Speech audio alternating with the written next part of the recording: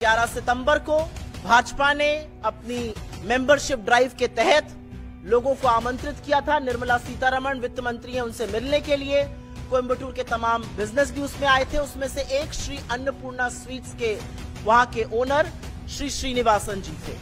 उन्होंने खड़े होकर अपनी व्यथा बताई। उन्होंने कहा कि मेरी एक मिठाई की दुकान है, वहां पर मीठे पर 5%, नमकीन पर 12%, प्लेन बन पर 0 और अगर क्रीम लगा दो तो उस बन पर 18% जीएसटी लगता है। तो कई बार तो कस्टमर बन अलग और क्रीम अलग ले लेते हैं, हमें तो समझ में नहीं आता कौन सा जीएसटी लगाएं।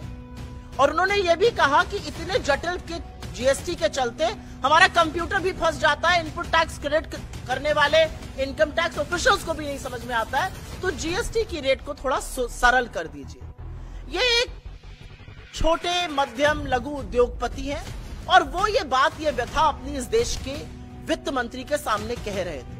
वित्त मंत्री ऐसा प्रतीत हुआ वहां पर कि उनको कोई इससे आपत्ति नहीं थी, उन्होंने कुछ हंसी मजाक भी किया, लेकिन 24 घंटे के अंदर उनको अलग से बुलाया जाता है श्री अन्नपूर्णा जी के मालिक को और उनसे माफी मंगवाई जाती है। चोरी से पीछे से उनका वीडियो रिकॉर्ड होता है। मुझे नहीं पता उनका कंसेंट, उनकी सहमति भी इसमें थी कि नहीं थी। उनका वीडियो रिकॉर्ड किया गया और उस वीडियो को बीजेपी की तमिलनाडु इकाई ने अपने ऑफिशियल हैंडल्स पर डाला। इसका क्या मतलब है?